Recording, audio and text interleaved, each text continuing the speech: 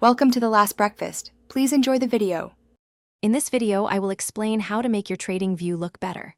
First, let's dive into customizing your chart's appearance. You can easily change the background color to a soothing dark or light tone. Next, modify your candlestick or bar colors to align with your personal visual preferences, perhaps green for up and red for down. Also, remove distracting grid lines and watermarks for a much cleaner display. Finally, adjust the price scales and status line for optimal readability. Now, let's refine your indicators and drawing tools.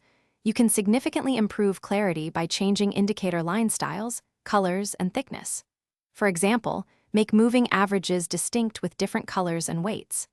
Adjust the transparency of indicator plots and their backgrounds to reduce visual clutter. Furthermore, customize your drawing tool colors, line weights, and text fonts to ensure they stand out or blend in as needed. Organizing your favorite tools on the toolbar saves valuable time. Optimizing your layouts and profile can dramatically boost efficiency. Save multiple chart layouts, perhaps one for day trading and another for long-term analysis, allowing for quick switching. Create and save custom color themes as templates, ensuring a consistent look across all your charts.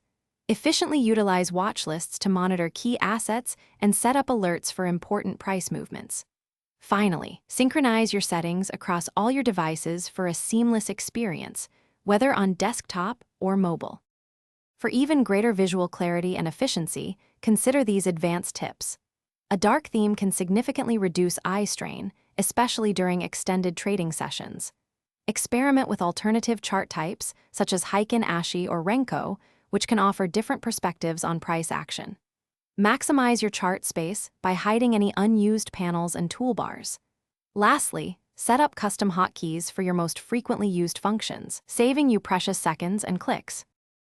Thanks for watching. If this was helpful, leave a like and consider subscribing. See you next time.